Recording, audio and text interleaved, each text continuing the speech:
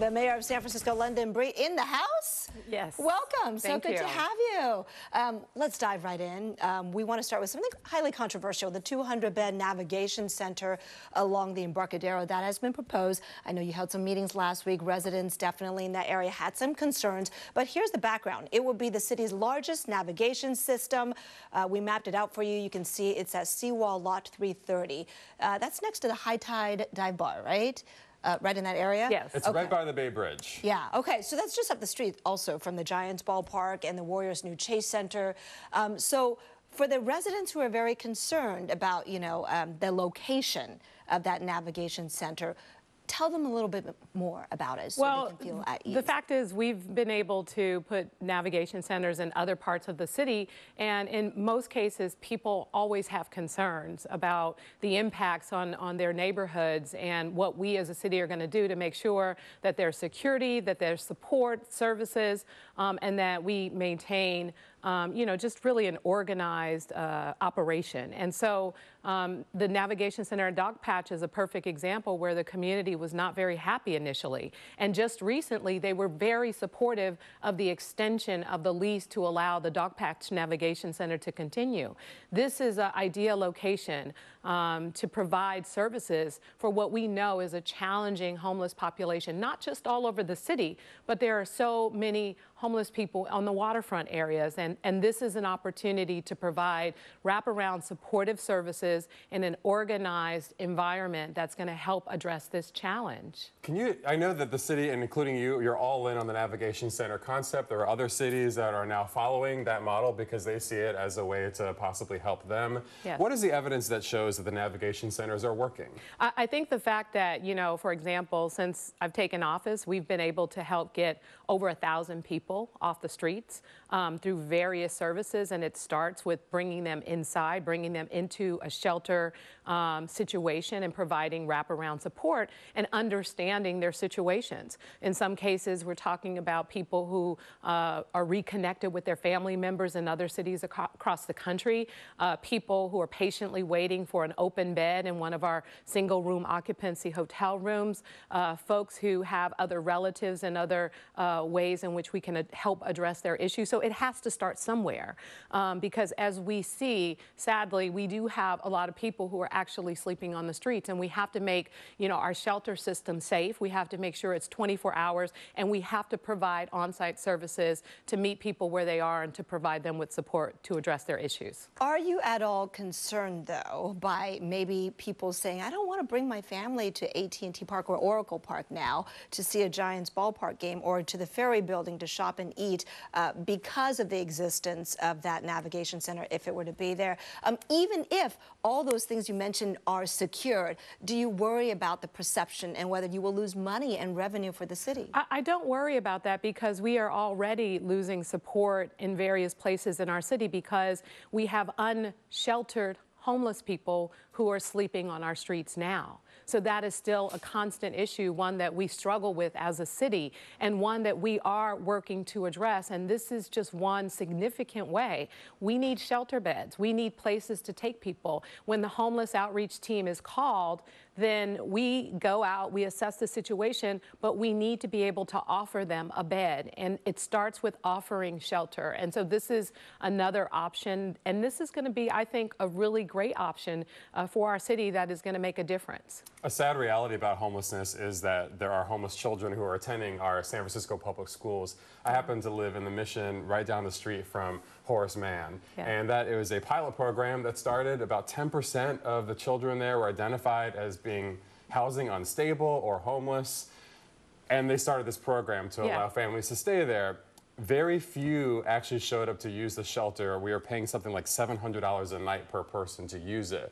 Did you support expanding this program to include other students from other schools, and why did you support that? Well, I pushed to expand the program because you're talking about maybe 1 to 2 families each night who were using this shelter, and the money that we were spending, it just wasn't adding up. And again, providing wraparound support services to help families is important. On any given night, we have about 30 shelter beds specifically for families in our city even without this particular shelter. So a lot of great intentions, and we appreciate the school district stepping up to the plate to provide the support, but we can't, waste money like this. And so we had to make sure that it was available to more families who have children in public schools here in San Francisco. Is it pouring more money, though, into a program that we already see wasn't working? Well, it's not pouring more money. It's the pilot program that was expected to last another few months, extending it to see if there is the usage from families from schools all over the school district and not just specifically at Horsemane. And so I think this is an opportunity to see if, it can be effective, because if we have families that are homeless and they need supportive services, then we need to be able to provide that. And so I think at this point, we're going to see if it's going to work for more families in our school district. And if it doesn't, then we, continue our efforts in other ways. And reevaluate, right? Let's talk about the numbers a little bit, because we were doing some research and we see a lot of different numbers for just how many homeless we have each night, for example, in the city. Yeah. 7,500 seems to be a number we see, which isn't that different from back in 2004, but the perception seems to be that the problem has gotten worse. Yeah. Why is that? And I think the perception is because, again, we housed, since I've been in office, we've helped get over 1,000 people off the streets. But there are still real challenges. Just last year, you remember there were tents all over the city, large tent encampments. We have reduced the number of tents on our streets by 40% since I've taken office. The calls for homeless supportive services through our 311 system has been reduced by over 30%. And so we are making progress. But what happens on a regular basis is we're able to, for the most part, help get 50 people off the streets a week. There's 65 people to take their place, people coming from all over. And so that is not sustainable, which is why the solutions that we are pushing for, of course, building more housing, working on regional approaches with other cities throughout the entire state of California, and getting our state and federal officials to begin to invest more in some of these challenges that we're dealing with. I do want to talk to you about housing. So it seems like we can't have enough housing in San Francisco at this point, especially affordable housing, right? And so there's this interesting place we find ourselves. We are building more affordable housing projects, and we see several of them that have already been have the groundbreaking ceremony in the Mission. But at the same time, we're seeing a slowdown in market rate housing, and market rate housing provides money to create affordable housing. We're down something like 70% of those funds from just a few years ago. Yeah. How do we make up for that money? Yes. Well, let me tell you, there's a couple of ways. First of all, we need to get more housing built, period.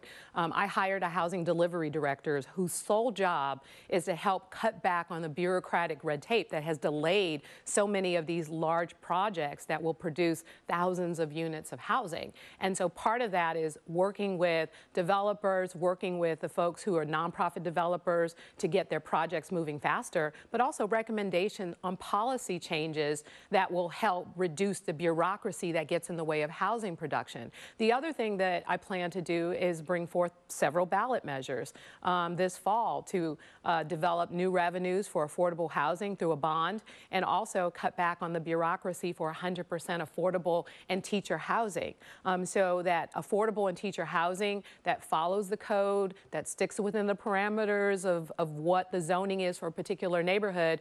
We need to be able to build it without the challenges that stop the production. So my goal is to make sure that we're able to do that as of right. So we have a number of things that we're doing to speed up housing production in general, and looking at creative solutions like in-laws, accessory dwelling units. We had a backlog that was taking 18 months to 2 years to get one in-law built. And so the work that we did to speed up the process, we basically cleared the backlog of over 900 units in our system, and we have been able to push that through. And the program has been in existence for 3 years, and we've sped up that over 6 months. We've done more than we've done in the last 3 years for accessory dwelling units in our city. So creative solutions to get housing moving in San Francisco is important. We know you're a mayor who doesn't like to slow down. We're going to push the pause button right now just for a second, because we got to pay the bills and do a commercial break. But we'll continue our conversation with San Francisco Mayor London Breed and tackle a lot more subjects coming up. And welcome back. As you can see, we have San Francisco Mayor London Breed joining us today. We're asking her about a ton of things. We just talked about housing and homelessness. I want to ask you about what is going on with Giant CEO Larry Baer. And I know that you had some strong feelings about this. The district attorney decided not to press charges, but that doesn't necessarily mean that you think he should just walk away without any sort of repercussion. Yeah, before we jump into your answer, which we totally want to hear, we want to put the vote up for our viewers and ask them the question, what do you think? Should MLB discipline Giant CEO Larry Baer? They're still trying to decide that. So you can vote right now at abc7news.com/vote and tell us what you think and join the conversation. All right, now, we'd like to hear what should happen. Well, I think that I made it clear. I mean, the women, so many incredible women in the domestic violence community came out with a statement asking for the Major League Baseball to suspend Larry Baer, and there ought to be consequences for what we all saw in that video.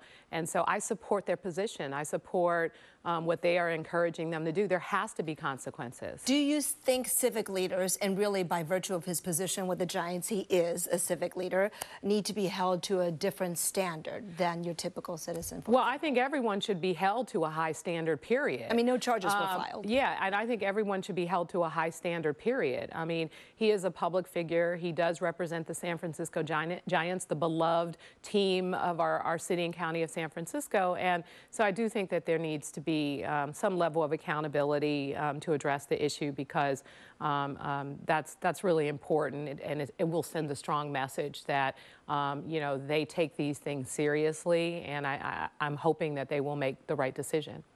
I want to ask you about a new effort that it seems the city is trying to potentially fight crime, and that is to put up surveillance cameras around the city that would include microphones that could also hear people, although supposedly not hear their specific conversations, right?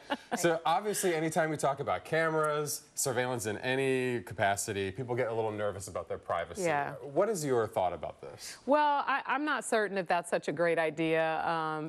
It just depends. I do think that, so for example, where we have a number of challenges with crime in the city, oftentimes you have private property owners and business owners who put up their own cameras, and in some instances, when crimes have been committed, those cameras and accessing those cameras have been very helpful in helping to address those particular issues. But I do want us to be careful about going too far. So I'm not really certain. I need to understand it a lot more to make a decision about whether or not that's appropriate, but it might be going too far. Have you had a conversation with your police chief and the captains and what they think about it?